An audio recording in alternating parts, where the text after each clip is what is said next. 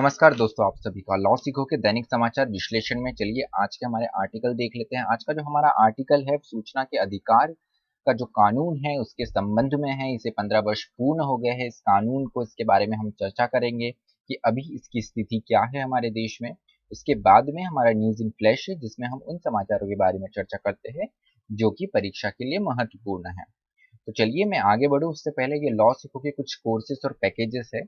इन्हीं में से एक कोर्स है लॉर्ड ऑफ द कोर्सेज जो कि हमारी जुडिशरी की प्रिपरेशन के लिए है। उसके अलावा लॉ सीखो की और कुछ कोर्सेज है।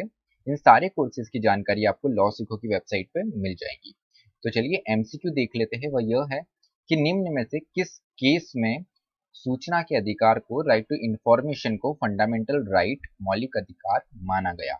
ऑप्शन ए है People's Union for Civil Liberties versus Union of India. Option B है Lalita Kumari versus government of UP. Option C है D K Basu versus state of West Bengal. Option D है state of UP versus Raj Narain. जो भी आपका उत्तर हो comment box में जरूर लिखिए। तो चलिए वर्णात्मक प्रश्न भी देख लेते हैं। वो यह है कि सूचना का अधिकार राइट टू इंफॉर्मेशन आम नागरिकों को सशक्त बनाने और भारत में सुशासन लाने के लिए एक महत्वपूर्ण उपकरण है। इस इस कथन को के बारे में एक विस्तृत चर्चा करिए। आप आपका उत्तर 250 शब्दों में लिख सकते हैं। तो चलिए राइट टू इंफॉर्मेशन सूचना का अधिकार उसके बारे में हम जान लेते हैं। तो ये समाचार में क्यों है। तो 2005 में ये कानून पास किया गया था सरकार के द्वारा। उसके बाद में अगर हम आज देखें तो आज से 15 वर्ष पूर्ण होने वाले हैं। तो इसलिए ये महत्वपूर्ण हो जाता है और सुप्रीम कोर्ट ने इसे जैसे हमारा आज का जो एमसीक्यू था उसमें भी इसका उत्तर उसका उत्तर हमें यहाँ पे मिल सकता है कि उसे एक मौलिक अधिकार माना था। तो वो किन केसेस में माना था, तो आपका ऑप्शन ए और जो डी दिया हुआ था वो इसका सही उत्तर है। तो उसके साथ में कितना लंबे समय से ये कानून उपयोग में लाया जा रहा है, यूटिलाइज किया गया है, उसके बारे में हम जान लेते हैं। तो most extensively used transparency legislation in the world. तो जो पारदर्शिता से संबंधित जितने भी कानून हैं पूरी दुनिया में उनमें ये कानून सबसे ज्यादा इस्तेमाल किया गया है। 6 मिलियन एप्लीकेशन हर साल आरटीआई की 6 मिलियन एप्लीकेशन हमारे देश में फाइल की जाती है। तो आप जान सकते हैं कितने बड़े तौर पर ये कानून का उपयोग हमारे देश की जनता करती है। उसके साथ में लार्ज पोर्शन ऑफ एप्लीकेशन जो आती है वो पुअर लोगों से, जो कि या तो जो हाशिए पे लोग हैं, जो कमजोर तबके के लोग हैं, वहां से आती है।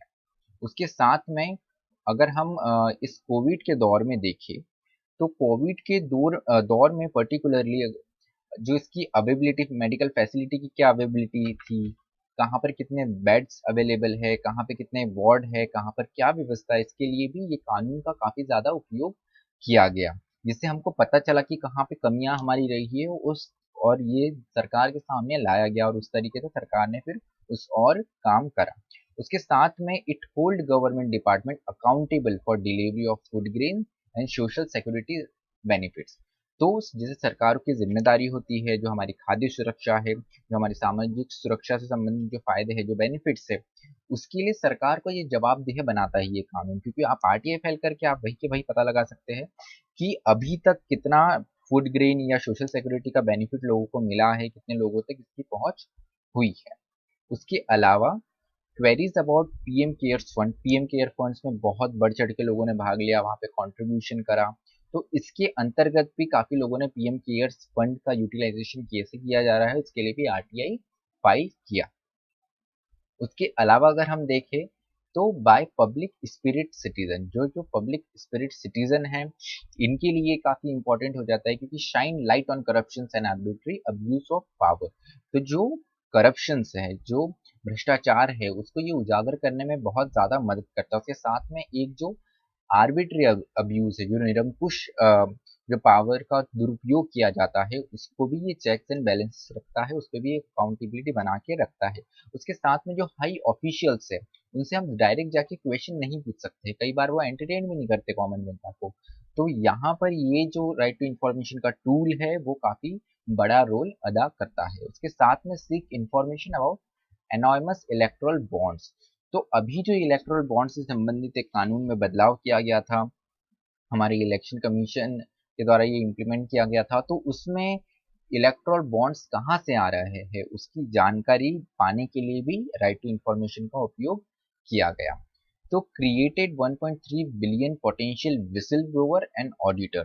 तो यहाँ पर हमारी कंट्री में बिना किसी सरकार के डिपार्टमेंट बनाए हुए भी सिर्फ इस एक कानून के कारण ही 1.3 बिलियन पोटेंशियल विसिल ब्लोअर हमारे पास में, हर एक व्यक्ति के पास में ये पावर है कि कुछ गलत हो रहा है तो उसके अगेंस्ट आवाज उठा सकता है, साथ में एज अ ऑडिटर का भी रोल अदा कर सकता है।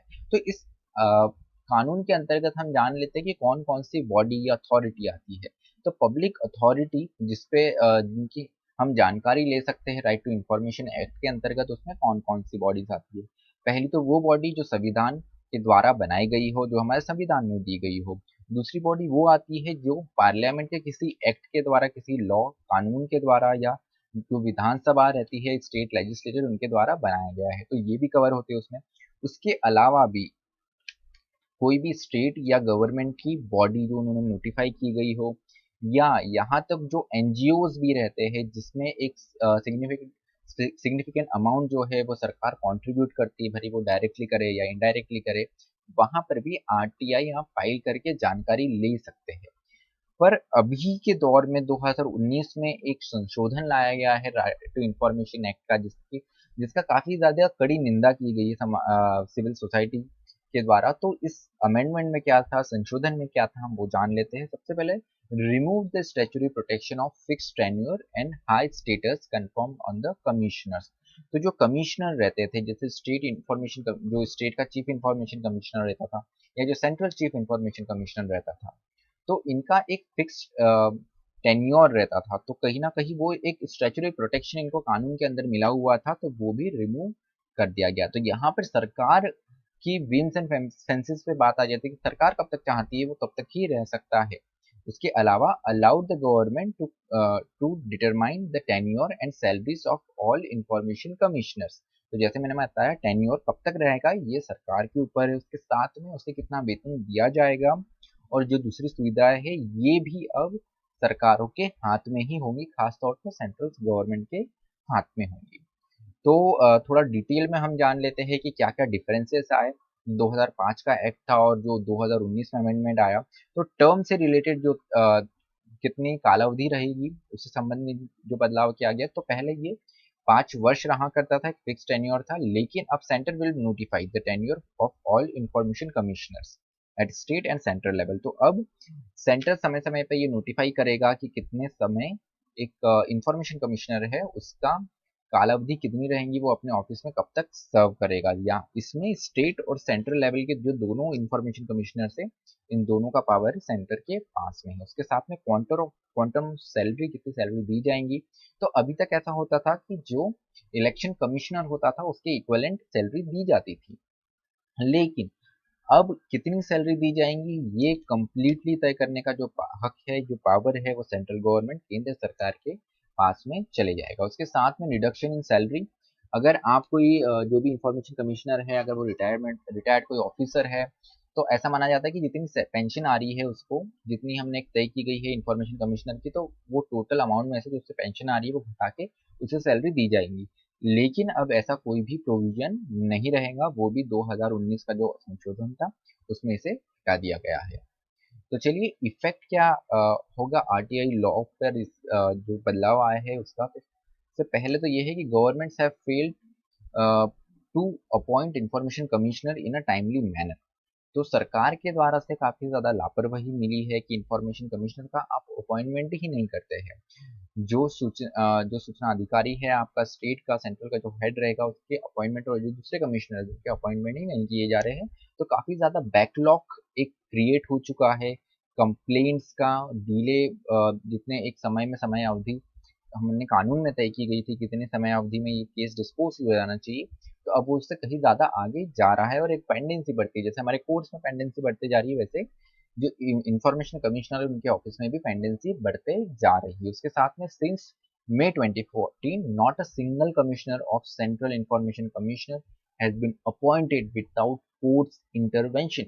तो ये बहुत महत्वपूर्ण है कि जो आज की प्रेजेंट सरकार है, ये मई 2014 से आई है, तो तब से अगर हम अभी तक देख ले तो सरकार ने प्रोएक्टिवली खुद से होकर कभी भी इंफॉर्मेशन कमिश्नर का अपॉइंटमेंट नहीं करा है। हर बार लोगों को कोर्ट में जाना पड़ा, फिर कोर्ट के दखल के बाद में ही अपॉइंटमेंट हुआ है और कोर्ट ने दखल दिया, ऑर्डर दिया, उसके बाद में भी अगर हम देखें तो आज जो सेंट्रल इंफॉर्मेशन कमिश्नर है उसमें के जो 11 पद है, 6 आउट ऑफ 11 पोस्ट जो है वो अभी भी 6 जो पद है 11 में से वो अभी भी वैकेंट है, मतलब आधे से ज्यादा पद अभी भी खाली है। इसके साथ में no chief information commissioner since 6 years, तो अभी तक कोई भी चीफ इंफॉर्मेशन कमिश्नर अपॉइंट नहीं किया गया है पिछले 6 सालों में। अभी ये तो केंद्र की बात देख ली, अगर राज्यों की बात देख ले हम तो स्टेट में भी 8 state information commissioner are without chief, तो 8 ऐसे अलग अलग स्टेट है जिसमें अभी भी इंफॉर्मेशन कमिश्नर जो है, जो चीफ इंफॉर्मेशन कमिश्नर है वो नहीं है, उनका अपॉइंटमेंट नहीं किया गया है। और त्रिपुरा और झारखंड में अगर हम देखें तो यहाँ तो चिंताजनक और बात हो जाती है, क्योंकि यहाँ पर पूरा का पूरा जो आपका स्ट्रक्चर रहना चाहिए वही नहीं है, एक भी कमिश्नर वहां पे नहीं है। उसके अलावा an attack on RTI law is an attack on foundation of our democratic Republic. Writer ये बताते हैं कि जो आरटीआई लॉ पे अगर आपका कोई भी अटैक होता है तो ये हमारे लोकतांत्रिक मूल्यों पर, हमारे लोकतांत्रिक गणतंत्र पर ये एक हमला है। A reflection of lack of political will to be answerable. तो यहाँ पर जो पॉलिटिकल राजनीतिक विल है, इच्छा शक्ति है, वो यहाँ पर एक जवाबदेही उनकी बनती है कि वो इस और कदम उठाए। तो चलिए हमारा न्यूज इन फ्लैश देख लेते हैं आज का। वो ये है कि EVIN नेटवर्क टू हैंडल कोविड-19 वैक्सीन सप्लाई। तो ये क्या है EVIN, वो देख लेते हैं। Electronic vaccine intelligence network. तो इसका काम ये होता था, इसे इस तरीके से एम्पावर किया गया था कि वो वैक्सीन का पोजीशन, उसे किस हिसाब से स्टोरेज किया जाता रहा है, कितना टेम्परेचर है, जो हेल्थ सेंटर जहाँ पे ये टेस्टिंग हो रही है उनका जियो टैगिंग करने का काम, उसके साथ में जो डैशबोर्ड है उसे भी मेंटेन करने का काम किया जा रहा था EVIN के द्वारा। तो अब जो इसका कार्य है वो अब और बढ़ेगा। अब कोविड-19 जो वैक्सीन आने वाली है इसकी डिलीवरी लोगों तक पहुंच कैसी होगी, इसकी भी जिम्मेदारी अब ये इलेक्ट्रॉनिक वैक्सीन इंटेलिजेंस नेटवर्क की होगी। तो the decision was taken at the 21st meeting of high level group of ministers. तो 21st मीटिंग की गई जो high level group of ministers थी, जिसको चेयर किया गया है हेल्थ मिनिस्टर जो कि हमारे हर्षवर्धन जी के द्वारा। तो चलिए आज का जो हमारा विश्लेषण है वो यही समाप्त होता है। मुझे सुनने के लिए आप सभी का धन्यवाद। इसी तरह पढ़ते रहिए, मेहनत करते रहिए। Thank you.